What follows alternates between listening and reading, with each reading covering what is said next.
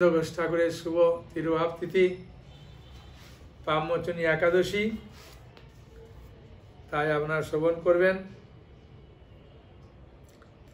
আগামীকাল আপনারা পালন করবেন, ওটা একটু বলে দিই, নাহলে ভুলে যাবেন।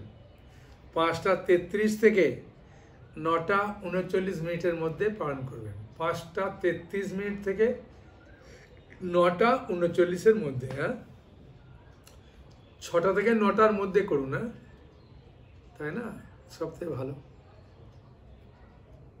এই গোবিন্দ ঘোষ ঠাকুর তিনি কে ছিলেন? কে না, তিনি ব্রজলীলায় ছিলেন, মধুর রসের আশ্রয় বিগ্রহ, কলাবতীর সখী ছিলেন। এই মহাপ্রভুর লীলায় তারা 3 ভাই রূপে এসেছেন, গোবিন্দ ঘোষ, মাধব ঘোষ আর বাসু ঘোষ। 3 জনই কীর্তনিয়া। আর গোবিন্দ ঘোষ ঠাকুর ভালো মৃদঙ্গ বাজাতে পারে, বুঝেছেন। তা বর্ধমান জেলায় কেতু গ্রাম থানার অন্তর্গত কুলাই গ্রামে তাদের জন্ম, কিন্তু সিপাট সব আলাদা আলাদা। বাসু ঘোষ তমলুকে আছে, অগ্রদ্বীপে আছে গোবিন্দ ঘোষ ঠাকুরের শ্রীরাম, আর একটা কোন জায়গায় মাধব ঘোষের সিপাট আছে, এইভাবে। কিন্তু কখনো কখনো মহাপুর লীলায় তারা একসঙ্গে হয়ে কীর্তন করতেন। আর এই মাধব ঘোষের কীর্তন আর গোবিন্দ ঘোষের মৃদঙ্গ এ শুনে তো মানুষ খুব আনন্দ পেতেন। মহাপ্রভু নিত্যান্ত প্রভু পর্যন্ত কীর্তন করতেন, ওদের প্রেমে এত আনন্দ পেতেন। তা মহাপ্রভুর এই গোবিন্দ ঘোষ একবার সেবক রূপে ছিলেন, বুঝেছেন। তা মহাপ্রভু যখন সন্ন্যাস নেওয়ার পরে 5 বছর পরে বৃন্দাবন যাওয়ার ইচ্ছা করলেন, তখন অনেক ভক্ত সঙ্গে ছিলেন। আর সেই সময় গোবিন্দ ঘোষ সেবার অধিকার পেয়েছিলেন মহাপ্রভু। আর যখন মহাপ্রভু খাওয়া দাওয়া করতেন দুপুরবেলা, বিশেষ করে ভোজনের পরে, মহাপ্রভু মুখ শুদ্ধির জন্য কিছু চাইতেন। বিশেষ করে মহাপ্রভু হরিতকি তিনি আস্বাদন করতেন। তা আগের গ্রামে কি হয়েছে, ওই মহাপ্রভুর কাছে এই মহাপ্রভু গোবিন্দ ঘোষের কাছে হরিতকি চেয়েছেন। তখন বললেন, প্রভু হরিতকি নেই, আমি নিয়ে আসছি।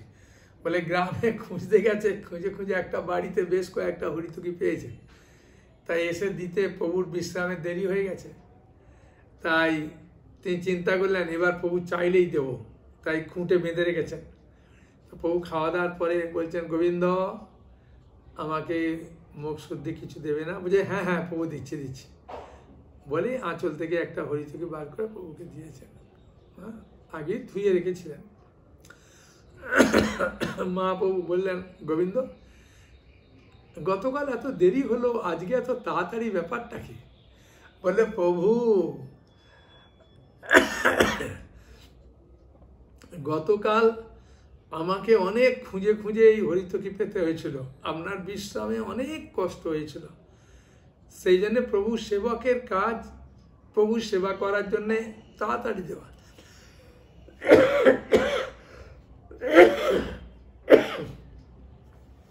তাই প্রভু আমি ওই হরিতকি রেখে দিয়েছিলাম, তাই বলা মাত্রই প্রভু আপনাকে দিলাম। মহাপ্রভু বললেন, গোবিন্দ এই সঞ্চয় বৃত্তিটা তো ব্রহ্মচারীর কাজ নয়, এটা তো গৃহস্থের কাজ, তাই তুমি গৃহস্থ।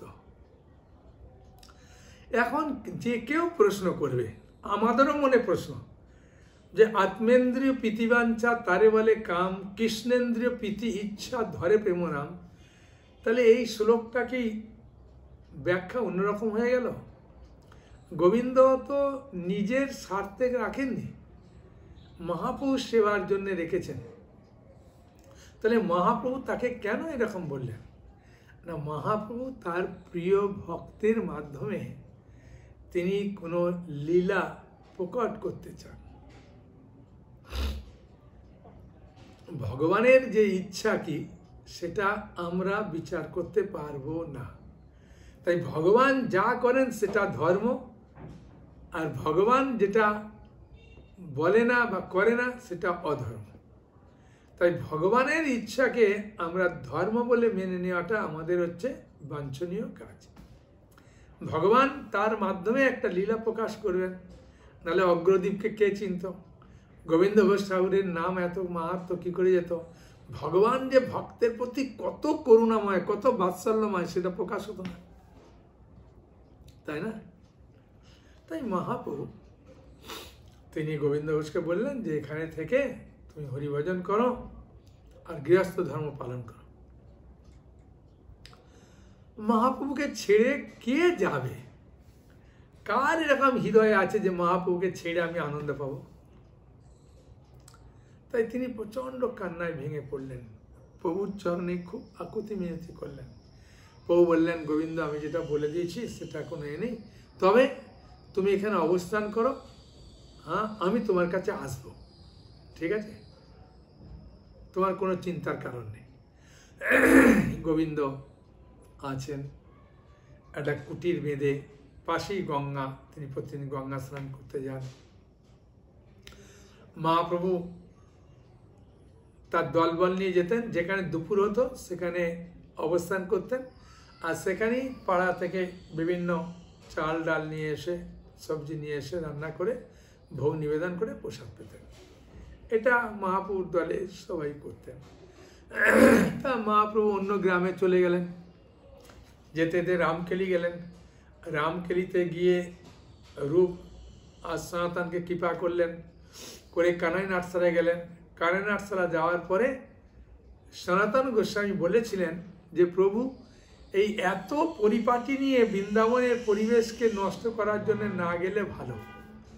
বৃন্দাবন শান্ত পরিবেশ, আর আপনার সঙ্গে লক্ষ লক্ষ লোক যাচ্ছে। হ্যাঁ, মহাপুর পার্শ্বদরা আছে অল্প, কিন্তু অনেক লোক মহাপুর পেছনে যাচ্ছে। তা কানাই নাটসারা যাওয়ার পরে, কানাই নাটসারাটাও হচ্ছে গুপ্ত বৃন্দাবন, সেখানে খুব পরিবেশ সুন্দর। তাই এত লোক যাওয়ার ফলে গাছপালা সব ভেঙে তছনছ হয়ে গেছে, পশু পাখি কোথায় পালিয়ে গেছে। মহাপ্রভু চিন্তা করলেন, সনাতনের মুখ দিয়ে ভগবান স্বয়ং এটা বলেছেন, তাই আমি আর এইবারে বৃন্দাবন যাচ্ছি না, বৃন্দাবন গেলে একা যাব। তাই মহাপ্রভু ওখান থেকে ফিরে আসার সময় আবার এই অগ্রদ্বীপের উপর দিয়ে যখন যাচ্ছিলেন, তখন মহাপ্রভু বললেন, গোবিন্দ আমি তোমার কাছে এলাম আর তুমি আমাকে ছুঁড়ে ফেলে দিলে। বললো, প্রভু আমার তো মনে নেই। বলে, তুমি যখন ভোরে গঙ্গা স্নান করতে যাচ্ছিলে একটা পোড়া কাঠ তোমায় লাগছিল না? বলে হ্যাঁ। সেটা তুলে ফেলে দিলে না? বলছে হ্যাঁ। সেটাই আমি, আমারই সেটা, সেটাকে নিয়ে আসো যাও। তা তাড়াতাড়ি গিয়ে, এটা মহাপ্রভু স্বপ্নে জানিয়েছিলেন, হ্যাঁ, আসার কয়েকদিন আগে।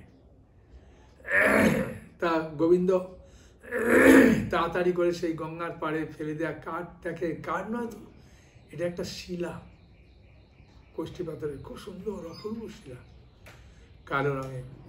ওই শিলাটাকে নিয়ে এলেন, নিয়ে এসে সুন্দর করে রেখে দিলেন। আর রেখে দেওয়ার পরে তারপরেতে মহাপ্রভু কি করছেন এবার দেখুন। মহাপ্রভু বললেন, গোবিন্দ আমি এসেছি। বলে হ্যাঁ প্রভু। আচ্ছা তুমি একটা শিলা রেখেছো না? বলে হ্যাঁ, ওই শিলা দিয়ে একটা বিগ্রহ তৈরি করো। দেখো তো আশপাশে কোনো ভাস্কর আছে কিনা। ভগবানের ইচ্ছায় তো সব কিছু হয়। স্বয়ং বিশ্বকর্মা ভাস্কর রূপে এসে হাজির। বলে আমি অল্প সময়ের মধ্যে বিগ্রহ তৈরি করতে পারি। অপূর্ব বিগ্রহ তৈরি করলেন। মহাপ্রভু তার পরের দিন তাকে স্থাপন করলেন। মহাপ্রভু নিজে প্রাণ প্রতিষ্ঠা করেছেন, করে নাম দিলেন গোপীনাথ। গোবিন্দ, এই গোপীনাথ আমি অভিন্ন, তুমি সেবা করো তাহলেই হবে। তা গোবিন্দ সেবা করছেন, তখন আশপাশের লোকের অনেক শিষ্যত্ব গ্রহণ করলেন এবং তারা অনুরোধ করলেন তাকে গৃহস্থ হওয়ার জন্য। এখানে গোপীনাথের সেবা জন্যে দরকার আছে। গৃহস্থ হলেন, আর গৃহস্থ হওয়ার পরে গোপীনাথের কৃপায়, মহাপ্রভুর কৃপায় তার একটি অপূর্ব সুন্দর ফুটফুটে স্বাস্থ্যবান একটা পুত্র সন্তান হলো। তাই গোবিন্দ চিন্তা করলেন তো মহাপ্রভুর কৃপায়, গোপীনাথের কৃপায় হয়েছে, গোপীনাথ মহাপ্রভু অভিন্ন, তাই এর নাম রাখবো আমি গোরাচাঁদ। মহাপ্রভুরই একটা নাম গোরাচাঁদ, তাই তিনি গোরাচাঁদ নাম রাখলেন। আর এই গোরাচাঁদকে আদর করে কখনো খাওয়ায়, কখনো গোপীনাথকে গোরাচাঁদ বলে, বলে মানে বাৎসল্যের রসে হ্যাঁ একদম মেতে গেছে, বুঝেছেন। আর যখন একটা বাচ্চা ছেলে একটুখানি বড় হয়, তার আদো আদো বুলিতে বাবা মা প্রচণ্ড খুশি হয়। তাই গোবিন্দ তার স্ত্রী খুব খুশি। গোবিন্দ ঘোষ কখনো গোপীনাথকে গোরাচাঁদ বলছে, কখনো গোরাচাঁদকে গোপীনাথ বলছে, খাওয়াচ্ছে। একদিন হঠাৎ ভাবে কিছুটা দূরের গ্রামে গোবিন্দ ঘোষকে কোনো কারণে ওকে নিমন্ত্রণ করেছে।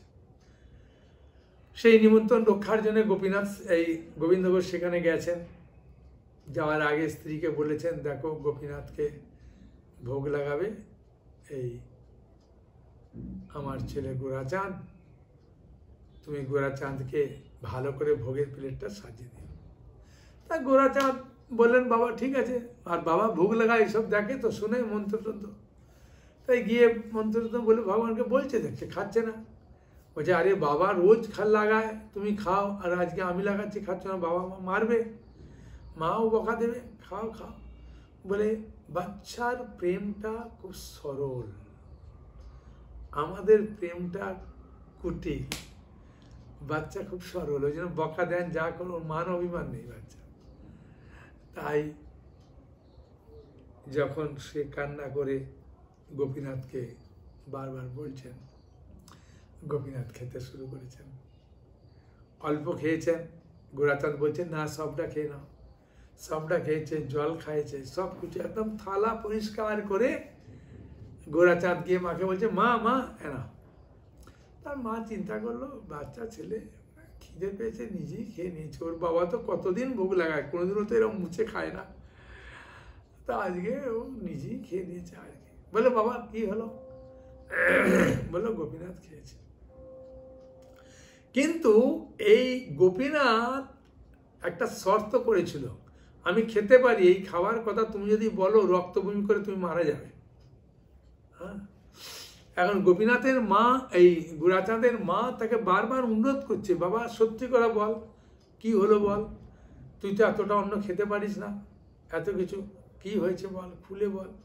বলছে, না মা, বললে আমি রক্ত বমি করে মারা যাব। ওর মা অতটা বাচ্চার প্রতি একটা প্রেমের বশবর্তী হোক, যাই হোক, এতটা আর গুরুত্ব দেয়নি। বলছে, না বাবা তুই বল, মরলেও তুই বল। যেমন একটা কথা ওর সঙ্গে বলে দেয় ওর মা, সেরকম বলে দিয়েছে, তুই মারা গেলেও অসুবিধা নেই, তুই বল, সত্যি কথা বল। ওর মা জানে সত্যি কথা বললে মারা যাবে, এই তো গোপীনাথ বলেছে, ওই শর্তটা অতটা দৃঢ় বিশ্বাস সঙ্গে করছে না, যেন বাচ্চা ছেলে বোধ হয় এরকম অজুহাত করছে। আর বলে দিয়েছে, সঙ্গে সঙ্গে রক্তবমি করে মারা গেছে। তা গোবিন্দ ঘোষ যখন তার কাজ মিটিয়ে নিমন্ত্রণ রক্ষা করে আসছে, তখন বাড়িতে হই আল্লাহ শুনে দেখছেন ছেলে মারা গেছে। হ্যাঁ, একমাত্র ছেলে আমার গোরাচাঁদ, এত সুন্দর হাস্যোজ্জ্বল মুখ। তাই প্রচন্ড কান্নায় ভেঙে পড়লেন।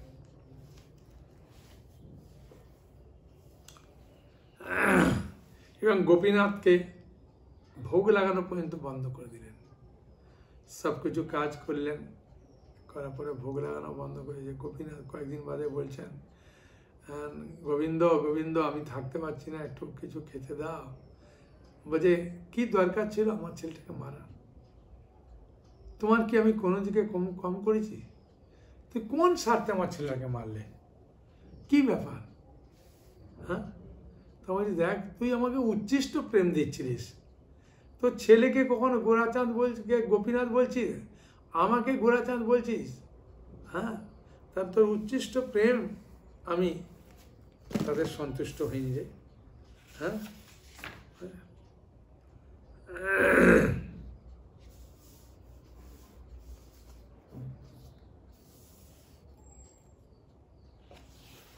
সেই জন্যে এক নৌকায় পা দিয়ে চল, দুই নৌকায় যাওয়ার কি দরকার আছে বলে তাকে খুব করলেন। করার পরে গোবিন্দ ঘোষ বলে ফেলেছে, পুত্র লাভ করে মানুষ কি জন্যে? মৃত্যুর পর তার শ্রাদ্ধ শান্তি করার জন্য। আর আমার গোরাচাঁদকে নিয়ে নিলে আমার শ্রাদ্ধ শান্তি করবে কে? আমি কি করে উদ্ধার প্রাপ্ত হব?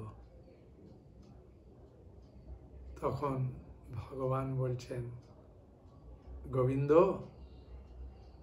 তোর একটা ছেলে মারা গেলে কি হবে? আমি একটা ছেলে আছি না?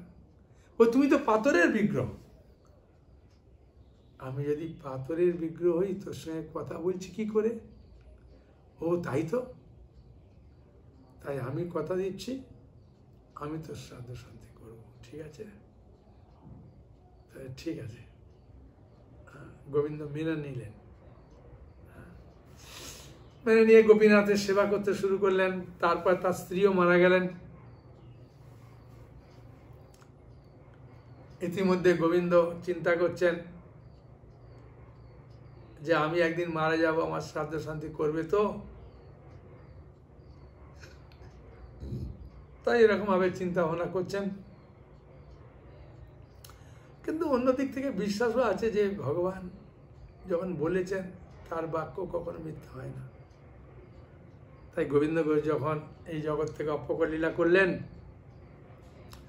তখন গোপীনাথ একটা বাচ্চা ছেলে রূপ ধারণ করে তার সবকিছু কার্য করেছিলেন। বলে, কে তুই? বলে, আমি পালিত ছেলে। তখন বুঝতে পারল না। মন্দিরে এসে দেখছে যেমনভাবে বাবা মারা গেলে ছেলে সৎ কাজ করে এসে যেমন হাঁটুর উপরে ধুতি পরে একটা উত্তরী গায়ে দেয়, গলায় একটা ওই কাপড়ের ছেঁড়া দিয়ে একটা এই চাবি দেয়, এরকমভাবে কিছু দেয়, তেরমভাবে করে আছে। সবাই দিকে আশ্চর্য। তাই তো ওই ছেলেটা গোপীনাথ। গোপীনাথ বলেছিল আমি সাথে শান্তি করব। মানে ভগবান যে ভক্তের জন্য সবকিছু জিনিস করতে পারে, এই গোবিন্দ ঘোষের মাধ্যমে, এই গোপীনাথ আবির্ভাবের মাধ্যমে এই লীলা প্রকাশ করে জগৎবাসীকে দেখালেন যে আমার পক্ষে কোনো কার্য অসম্ভব নয়। আমি সাক্ষাৎ বিগ্রহ, ব্রজেন্দ্র নন্দন।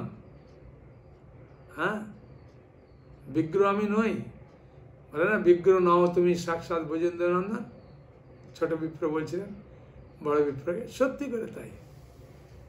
ভগবানের এই অপাকৃত সুন্দর লীলা শ্রবণ করার পরে মানুষের মনে একটা আলাদা ভাব, আলাদা ভক্তি, আলাদা ধারণা জন্মায় যে সত্যি করে ভগবান এত কৃপা হয়।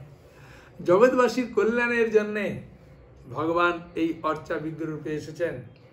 তাই ভাগবতমের দশম স্কন্ধে 33 অধ্যায়ের 36 নম্বর শ্লোকে উল্লেখ আছে, অনুগ্রহায় ভক্তানাম, শুধু ভক্তদের অনুগ্রহ করার জন্যে মানসিং তনুমাশ্রিতম, আমি একটা মনুষ্য শরীর লাভ করি। ভজতে তাদৃশী ক্রীড়া, আমি যে লীলাবিলাসগুলো করি, হ্যাঁ, যা শ্রুতা, যেগুলো শ্রবণ করার পরে তৎপরভাবে আমার সেবায় ভক্তরা নিযুক্ত হয়। সেখানে ভগবানের লীলা কথা শ্রবণ যত করবেন তত আনন্দ, হ্যাঁ, হৃদয় আনন্দে ভরে যায়। তাই আজ গোবিন্দ ঘোষ ঠাকুরের শুভ তিরোভাব তিথি।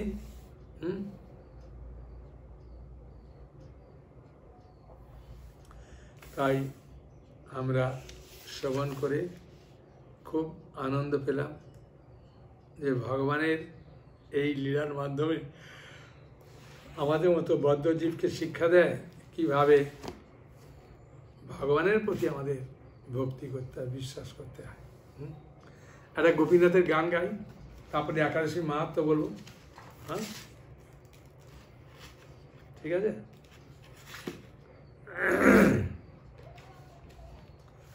গোপীনাথ, আমার তো গলা অতটা ভালো নয়,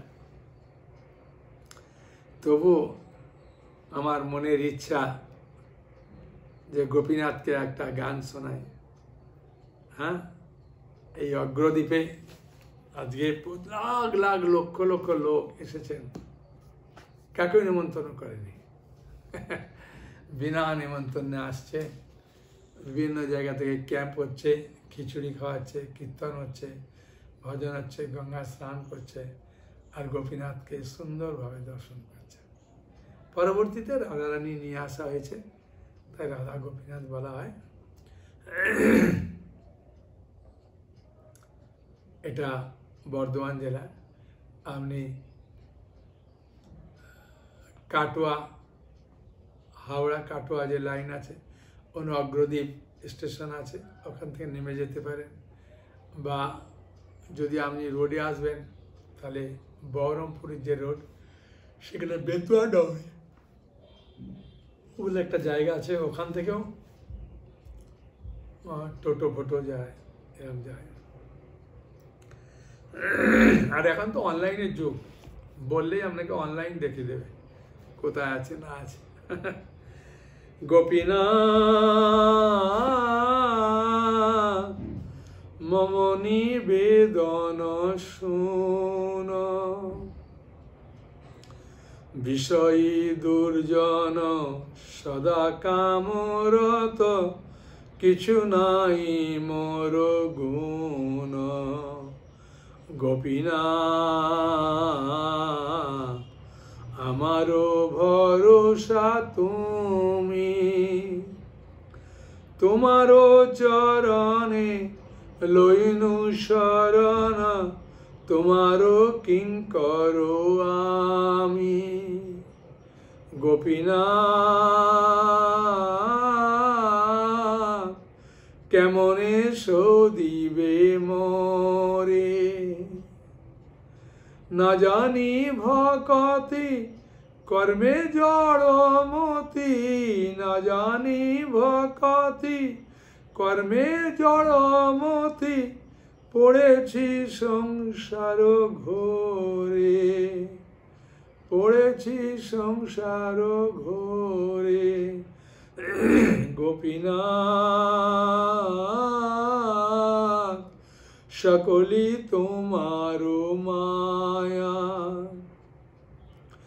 নাই মম বল জ্ঞান সুনির্মল, স্বাধীন নয় কায়া। নাই মম বল জ্ঞান সুনির্মল, স্বাধীন নয় কায়া। গোপীনাথ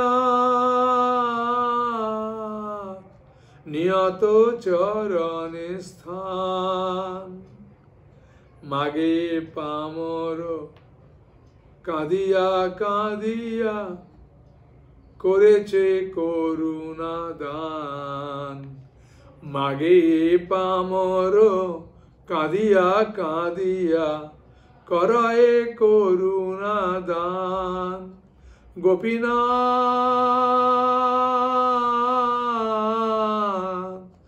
গোপীনাথ তুমি তো সকলি পার,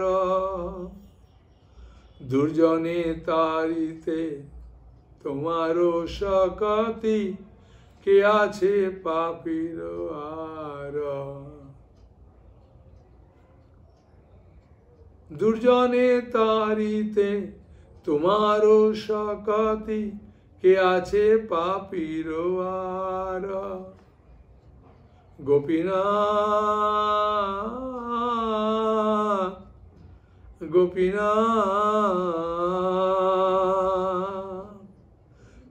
গোপীনাথ তুমি কি পাপারাবা, জীবের কারণে আসিয়া প্রপঞ্চে, লীলা কইলে সুবিস্তার। জীবের কারণে আসিয়া প্রপঞ্চে, লীলা কইলে সুবিস্তার। গোপীনাথ আমি কি দোষে দোষী, অসুর সকল পাইল চরণ, বিনোদ থাকিল বসি। গোপীনাথ আমি কি দোষে দোষী, আমি কি দোষে দোষী, অসুর সকল পাইল চরণ বিনোদ থাকিল গোপীনাথ গোপীনাথ আমি কি দোষে দোষী অসুর সকল পাইল চরণ বিনোদ থাকিল বসি অসুর সকল পাইল চরণ বিনোদ থাকিল বসি। এভাবে সুন্দর সুন্দর গান আছে গোপীনাথ নিয়ে, সরঙ্গা সরঙ্গতি। ভক্তিবিনোদ ঠাকুর লিখছেন, গোপীনাথ মম নিবেদন শোনো, গোপীনাথ আমার নিবেদন শোনো। কি নিবেদন? বিষয়ী দুর্জন সদা কামরত কিছু নাই মরগুণ। আমার যে কি, আমি সবসময় বিষয়ী চিন্তা করি আর আমি সবসময় কামে রত, কিছু আমার মধ্যে গুণ নেই। গোপীনাথ আমারও ভরসা তুমি, তোমারও চরণে লইনু শরণ, তোমারও কিঙ্কর আমি। আমি এখন তোমার চরণে শরণ নেব, আমি তোমার দাস, তুমি যা ইচ্ছা তাই করতে পারো।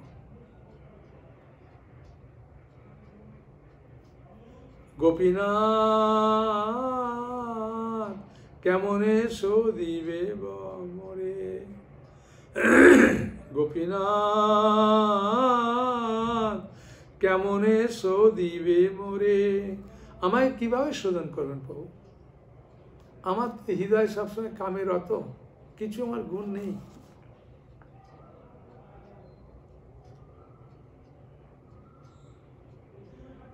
তাই বলছে না জানি ভকতি কর্মে জড়মতি, পড়েছি সংসার,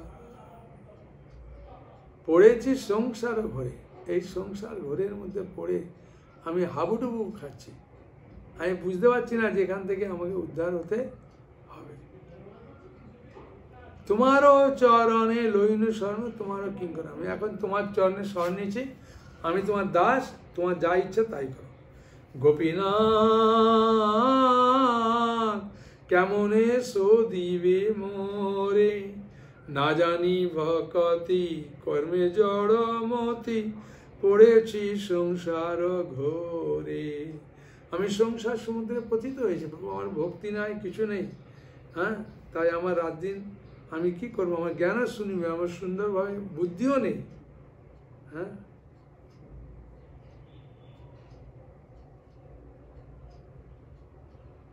নাই মোর বল যে জ্ঞান সুনির্মল, নাই মম বল জ্ঞান সুনির্মল, স্বাধীন নয় কায়া। এই শরীরটা স্বাধীন নয় গোপীনাথ। গোপীনাথ নিয়ত চরণে স্থান, তোমার চরণে আমাকে সবসময় স্থান দাও। মাগে পামর, মানে পামর মানে বোকা, এই পামর আমার কাছে ভিক্ষা চাইছে। কাঁদিয়া কাঁদিয়া করোই করুণা দান, আমাকে করুণা করো। আমাদের চোখ দিয়ে জল আসে না তো কি করে আসবে? এলেও কোনো স্বার্থে ভাবের বসে, অন্তর থেকে জল আসে না। তাই বলছেন কি দেখুন, মাগে পামর কাঁদিয়া কাঁদিয়া করোই করুণা দান, তবে ভক্তরা কৃপা করে। যখন এইভাবে আরতি করবে, গোপীনাথ তুমি তো সকলই পারো, তুমি সব কিছু পারো গোপীনাথ, তোমার পক্ষে অসম্ভব কিছু নেই। দুর্জনে তারিতে তোমারও শকতি, কে আছে পাপীর আর কে আছে তোমার মতো দুর্জন ব্যক্তিকে পর্যন্ত উদ্ধার করে? হ্যাঁ, তাহলে তোমার পক্ষে অসম্ভব কিছু আছে? গোপীনাথ তুমি কি পারাবার, তুমি ভবনদী পার করার দায়িত্ব তোমার। হ্যাঁ,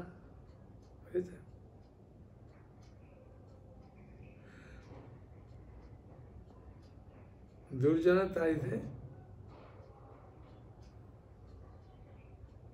দুর্জনের তারিতে মানে দুর্জন মানে আমার মধ্যে যে দুর্গুণগুলো আছে সেগুলো তারণ করতে আসিয়া প্রপঞ্চে এই জগতে এসে লীলা কইলে সুবিস্তার, বিভিন্ন লীলা তুমি করেছো। গোপীনাথ আমি কি দোষে দোষী, অসুর সকল পাইল চরণ, বিনোদ থাকিল বসি। অসুর সকল সবাই উদ্ধার হয়ে যাচ্ছে, হ্যাঁ তাই না? জগাই মাদাই থেকে অসুর, তার থেকে বড় অসুর কেউ আছে? তারা উদ্ধার হয়ে যাচ্ছে, কিন্তু আমি পাচ্ছি না, আমি পড়ে আছি। এইভাবে দৈন শেখাবে মহাপ্রভু তার ভক্তদের মাধ্যমে, এইভাবে দৈন শেখাচ্ছেন। এবং ভক্তিবিনোদ ঠাকুর গানের মাধ্যমে আমাদের মতো বদ্ধজীবকে কৃপা করছেন। ঠিক আছে, এখন আমি ওই একাদশী মাহাত্ম্য একটু পাঠ করে দেবো, সময় তো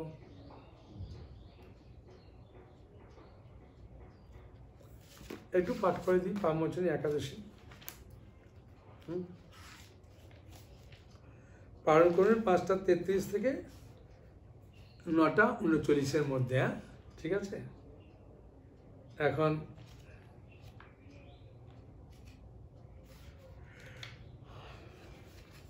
যাদের বই নেই তারা বই নিতে পারেন, আমি কুরিয়ারের মাধ্যমে বই পাঠিয়ে দেবো, যে কোনো বই প্রবাদে। পাপমোচনী একাদশী। যুধিষ্ঠির মহারাজ শ্রীকৃষ্ণকে বললেন, হে জনার্দন, চৈত্র মাসের কৃষ্ণপক্ষের একাদশীর নাম কি, মাহাত্ম্য কি, কৃপা করে আমাকে বলুন। শ্রীকৃষ্ণ বললেন, হে ধর্মরাজ যুধিষ্ঠির, আপনি ধর্ম বিষয়ক প্রশ্ন করেছেন। এই একাদশী সকল সুখের আধার, মানে সকল সুখ প্রদান করে, সিদ্ধি প্রদানকারী ও পরম মঙ্গলময়, সমস্ত পাপ থেকে নিস্তার বা মোচন করে বলে এই পবিত্র একাদশীর নাম পাপমোচনী একাদশী। রাজা মান্ধাতা একবার লোমস মুনিকে এই একাদশী সম্বন্ধে জিজ্ঞাসা করেছিলেন। তার বর্ণিত সেই বিচিত্র উপাখ্যানটি আপনার কাছে বলছি, আপনি মন দিয়ে শ্রবণ করুন। তার মানে মান্ধাতা লোমস মুনিকে বলেছিলেন, জিজ্ঞাসা করেছিলেন, আর লোমস মুনি যে উত্তর দিয়েছিলেন সেই উত্তরটা ভগবান কৃষ্ণ মহারাজ যুধিষ্ঠিরকে বলছেন। কি বলছেন শুনুন। প্রাচীনকালে মনোরম চৈত্র রথ পুষ্প উদ্যানে মুনিগণ বহু বছর তপস্যা করেছেন। যে একটা খুব সুন্দর পুষ্প উদ্যান আছে, হ্যাঁ, তার নাম চৈত্র রথ। সেখানে মুনিগণ বসে তপস্যা করতেন, খুব শান্ত সুন্দর পরিবেশ। একসময় মেধাবী নামে এক ঋষিকুমার সেখানে তপস্যা করছিলেন। মেধাবী নামে একজন ঋষিকুমারও সে ওখানে তপস্যা করছেন। আর মঞ্জু ঘোষা নামে এক সুন্দরী অপ্সরা তাকে বশীভূত করতে চাইল। মঞ্জু ঘোষা নামে এক অপ্সরা এই মেধাবী ঋষিকে দেখে খুব আকৃষ্ট হয়ে গেছে, হ্যাঁ, আর আকৃষ্ট হয়ে তার তপস্যা ভঙ্গ করতে চাইছে। কিন্তু ঋষি বেতাল অভিশাপ দিয়ে দেবে, ভয় একটা আছে। সে আশ্রমের 2 মাইল দূরে অবস্থান করতে লাগলো। হ্যাঁ, বীণা বাজিয়ে মধুস্বরে সে গান গাওত। একদিন মঞ্জু ঘোষা মেধাবীকে দেখে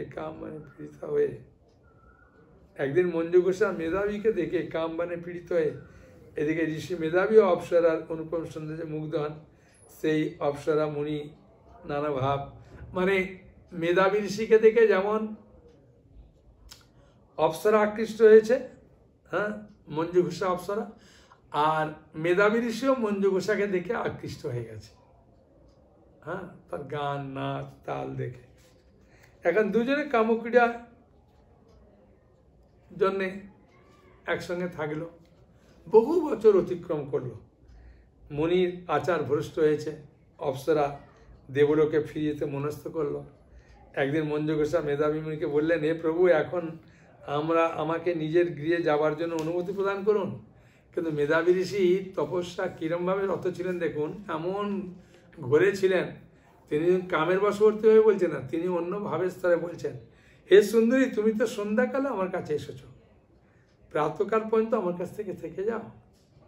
হ্যাঁ, বুঝেছেন? মানে যখন কেউ কাম মানে একবার পীড়িতা হয়, তখন তার যে কী অবস্থায় তার প্রমাণ দেবে। তুমি তো সন্ধ্যাকালে আমার কাছে এসেছো, প্রাতকাল পর্যন্ত আমার কাছে থাকো। মুনির কথা শুনে অভিশাপ ভয়ে এসে অপ্সরা কয়েক বছর তার সাথে বাস করলো, আরও কয়েক বছর। এইভাবে 55 বছর 9 মাস 7 দিন ওই মেধাবী ঋষির কাছে ওই মঞ্জু ঘোষা অপ্সরা ছিলেন।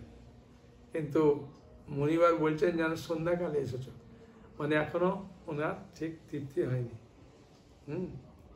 মঞ্জু ঘোষা পুনরায় নিজ স্থানে গমনে প্রার্থনা জানালে মুনি বললেন, এখন প্রাতকাল, যতক্ষণ আমি সন্ধ্যা বন্দনা না সমাপ্ত করি ততক্ষণ তুমি এখানে থাকো। মুনির কথা শুনে ঈষৎ হেসে মঞ্জু ঘোষা বললেন, মুনিবর, আমার সহবাসে আপনার যে কত বছর অতিবাহিত হয়েছে তা একবার বিচার করে দেখুন। এই কথা শুনে মুনি স্থির হয়ে চিন্তা করে দেখলেন যে ওরে বাবা, 56 বছর অতিবাহিত হয়েছে। মুনি তখন মঞ্জু ঘোষার প্রতি ক্রোধবশ পরবশ হয়ে বললেন, রে পাপিষ্ঠ, দুরাচারিণী, তপস্যার ক্ষয়কারিণী, তোমাকে ধিক, তুমি পিচাসী হও। মেধাবী যাই অভিশাপ দিলেন, সঙ্গে সঙ্গে তিনি পিচাসী শরীর লাভ করলেন। মঞ্জু ঘোষা মেধাবী বললেন, সুন্দরী, চৈত্র মাসের কৃষ্ণপক্ষিয়া এর উপায় জিজ্ঞাসা করলেন মুনিকে যে আমি কি করে মুক্ত হব। তখন মুনি বলছেন, চৈত্র মাসে কৃষ্ণপক্ষিয়া পাপমোচনী একাদশী সর্বপাপ ক্ষয়কারী, সেই ব্রত পালনে তোমার পিছাসত্ব দূর হবে, মানে এই একাদশীটা পালন করে। পিতার আশ্রমে ফিরে গিয়ে মেধাবী বললেন, এবার মেধাবী ঋষি তো মানে যেহেতু অপসার সঙ্গ লাভ করেছে, তাই পতন হয়ে গেছে, তাই বাড়িতে গিয়ে বাবাকে বলছেন, বাবা আমার এই ঘটনা হয়েছে। সত্যি বলছে, হ্যাঁ, এ পিতা, এক অপসরার সঙ্গ দেশে আমি মহাপাপ করেছি, এর প্রায়শ্চিত্ত কি তা কৃপা করে বলো। উত্তরে চবনমুনি বললেন, তাহলে মেধাবী ঋষি হচ্ছে চবনমুনির পুত্র, ঠিক আছে। চৈত্র মাসের কৃষ্ণপক্ষিয়া পাপমোচনী একাদশী ব্রতের প্রভাবে তোমার পাপ দূর হবে। এই একাদশীটা ভালো করে পালন করে তোমার সমস্ত পাপ দূর হবে। পিতার উপদেশ শুনে মেধাবী সেই ব্রত ভক্তি করে পালন করলেন, তার সমস্ত পাপ দূর হলো। পুনরায় তিনি তপস্যার ফল লাভ করলেন। মঞ্জু ঘোষাও ওই ব্রত পালনের পিছাসত্ব থেকে মুক্ত হয়ে দিব্য দেহে স্বর্গে গমন করল। হে মহারাজ, যারা এই পাপ মোচনী একাদশী পালন করেন তাদের পূর্বকৃত সমস্ত পাপ ক্ষয় হয়। এই ব্রত পাঠ ও শ্রবণের সহস্র গোদানের ফল লাভ। এই যে আমি পাঠ করলাম, আমরা শ্রবণ করলেন, সহস্র গোদানের ফল লাভ হলো। হ্যাঁ, হরে কৃষ্ণ কৃষ্ণ কৃষ্ণ হরে হরে, হরে রাম রাম রাম হরে হরে। হরি বল। সকলে ভালো থাকুন, আনন্দে থাকুন। হরি বল।